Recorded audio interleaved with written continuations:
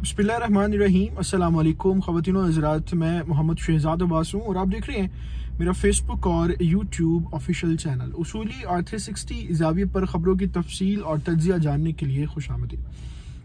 अभी पाकिस्तान के अंदर जो बड़े शहर हैं वो आप जानते हैं कि उनके हवाले से शेख रशीद ने ऑलरेडी जो है वो हाई अलर्ट जारी कर रखा है और ये भी उसके हवाले से बयानात जारी हैं कि पाकिस्तान के अंदर इस वक्त जो दहशतगर्दी के अंसर पाए जा रहे हैं, जो एलिमेंट्स पाए जा रहे हैं, वो कोशिश कर रहे हैं कि पाकिस्तान को गैर मुस्तहकम तरीके से तोड़ दिया जाए और पाकिस्तान को नुकसान पहुंचाया जाए। इस हवाले से 2-3 बड़ी अहम अपडेट्स और ख़बरें इस वक्त आपके सामने रखनी है और आपको बताना है कि आज की एक बहुत बड़ी खबर जो शेख रशीद के मुंह से निकली है, चूंकि वो वजीर दाखिला है तो वो जानते हैं कि मुल्क के अंदर हालात इस वक्त क्या है, वो आपकी नज़र में रखनी है। मैंने सबसे पहले जो है वो आपको मैं आगाह कर दूं कि इस वक्त उनकी जो निशानदेही है वो किस तरफ है, फिर आपको इस बड़े प्लान के बारे में, बड़े नेटवर्क के बारे में आगाह करूंगा जो पाकिस्तान के अंदर इस वक्त सरगर्म हो चुका है पाकिस्तान को डिस्टर्ब करने के लिए।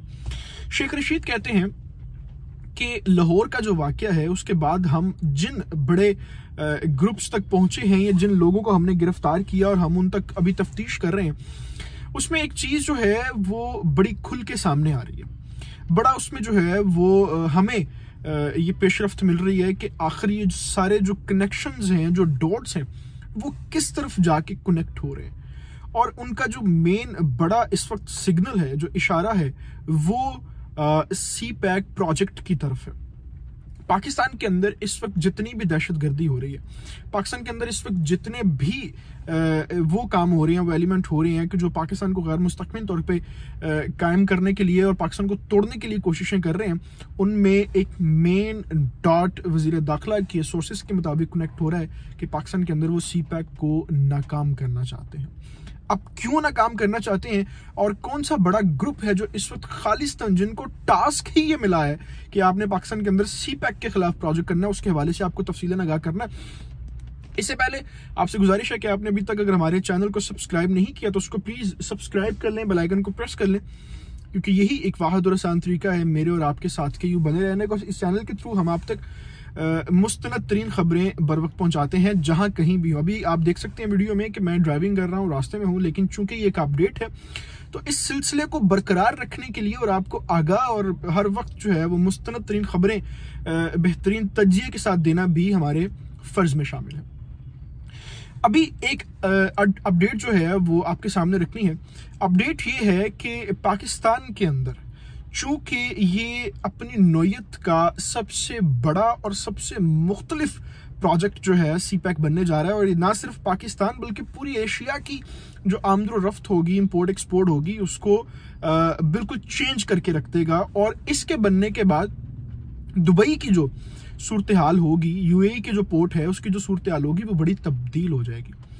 अब ये वो वजह है बुनियादी जिसके पीछे इस वक्त दुश्मन जो है वो बहुत बुरे तरीके से पाकिस्तान के अंदर पड़ गए, और सिर्फ इक्तिसादी तौर पे नहीं। देखें, पाकिस्तान अगर इक्तिसादी तौर पे मजबूत होता है, स्ट्रांग होता है, तो ऑब्वियसली दिफाई पॉलिसीज भी स्ट्रांग होंगी, ऑब्वियसली पाकिस्तान जो है वो ऊपर भी जाएगा, तो सारे मामला जो हैं, सारी चीजें जो हैं वो ठीक होने की तरफ नजर आ रही है।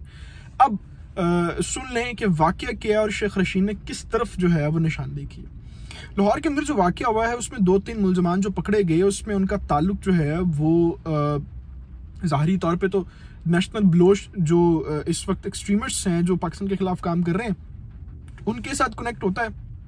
उन्होंने जिम्मेदारी भी कबूल की है, लेकिन शेख रशीद के मुताबिक वो ये कहते हैं कि पाकिस्तान के अंदर नेशनल ब्लोच एक्टिविस्ट्स और इनके अलावा 2 से 3 ऐसी बड़ी जमातें सरगर्म हो चुकी हैं जो जिनमें टीटीपी के भी कुछ लोग मौजूद हैं, दाइश के लोग भी मौजूद हैं, जो नेशनल ब्लोच है उनके लोग भी मौजूद हैं। इसके अलावा भी 2-3 बड़े ग्रुप हैं जिनका टास्क सिर्फ ये है कि उन्होंने सी पैक के खिलाफ काम करना है और सी पैक को तोड़ना है। क्यों? देखें, सबसे पहले आप दिफाई जो प्रोसेसेस हैं उनको समझने की कोशिश करें। अगर पाकिस्तान सी पैक प्रोजेक्ट के अंदर नाकाम हो जाता है तो इसका सबसे पहला जो मकसद होगा ना, यानी सबसे पहला जो इसका पाकिस्तान को डिजास्टर के तौर पे पॉइंट कबूल करना पड़ेगा, वो ये होगा कि सिर्फ सी पैक हाथ से नहीं जाएगा बल्कि चाइना के साथ जो पाकिस्तान के रिलेशंस हैं वो भी खत्म हो गए। अब चाइना के साथ रिलेशंस खत्म होंगे तो क्या होगा? पाकिस्तान इस ब्लॉक के अंदर जो है वो हमेशा इस पॉलिसी के साथ रहा है। ये एक अलग बात है, मैं इसके ऊपर डिबेट नहीं करना चाहता कि पाकिस्तान की पॉलिसी ठीक है कि नहीं, लेकिन पाकिस्तान हमेशा इस पॉलिसी के साथ रहा है कि इसने किसी ना किसी मुल्क के साथ अपनी एफिलिएशन रखी है, पॉलिटिकली भी और दिफाई भी। जैसे हमारी 20-25 साल अमेरिका के साथ एफिलिएशन रही, अब चाइना के साथ हमारी एफिलिएशन है।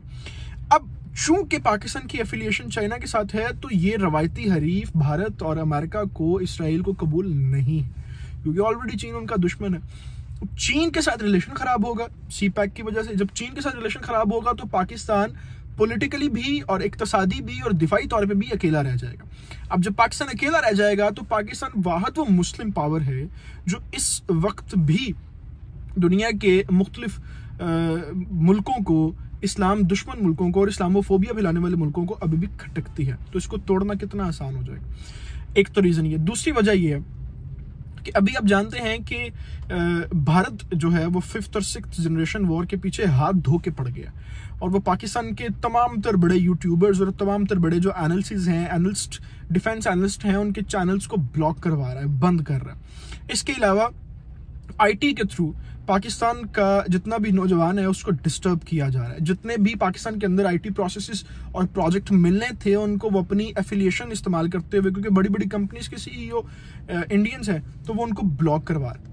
अब ये सारी चेंज अब आप समझते हैं, और ये टोटली सारी अपनी प्रेस कॉन्फ्रेंस शेख रशीद ने उसके अंदर कहा है। ये मेरा तज्जिया नहीं है, मैं सिर्फ डॉट्स को कनेक्ट कर रहा हूँ और आपको सिर्फ समझा रहा हूँ कि इस वक्त पाकिस्तान के अंदर जो दहशतगर्दी के इस वक्त प्रोसेसेस हो रहे हैं और जो इस वक्त हालात जिस तरफ जा रहे हैं, वो सिर्फ पाकिस्तान को इक्तिसादी तौर पे उन प्रोजेक्ट्स में लैग करवाना है, डीरेल करवाना है, डी डाउन करवाना है कि पाकिस्तान जो है वो कमज़ोर हो और फिर इसको तोड़ना और इसके खिलाफ काम करना हमारे लिए आसान हो जाए। एक और अहम चीज़ जो इस वक्त आपके सामने रखनी है वो ये है कि इस वक्त पाकिस्तान के अंदर दहशतगर्दी के कुछ मामला जो हैं वो इसलिए भी दोबारा होना शुरू हो गए हैं कि पाकिस्तान ने TTP के साथ अपने मुज़ाकरात जो हैं कैंसिल कर दिए थे, और पाकिस्तान रियासत ये नहीं चाहती थी कि उनके साथ दोबारा जो एग्रीमेंट्स हैं वो जारी रहें। उसकी भी खुद रीज़न जो है वो शेख रशीद ने दी है, और उन्होंने कहा है कि खुद TTP की शराइत इतनी ज़्यादा सख्त थी कि हम तो चाहते थे कि उनको माफ़ कर दें, हम तो चाहते थे कि हम आर्मी स्कूल वाला प्रोजेक्ट भी जो अपने जहन से है उसको निकाल दें। हम ये निकाल दें किस तरह हमारे बच्चों को उन लोगों ने कत्ल किया, बेदर्दी से शहीद किया। हम तो फिर भी एज ए रियासत उनको माफ़ करने के लिए तैयार थे, लेकिन वो नहीं चाहते कि उनके साथ रहम बरता जाए।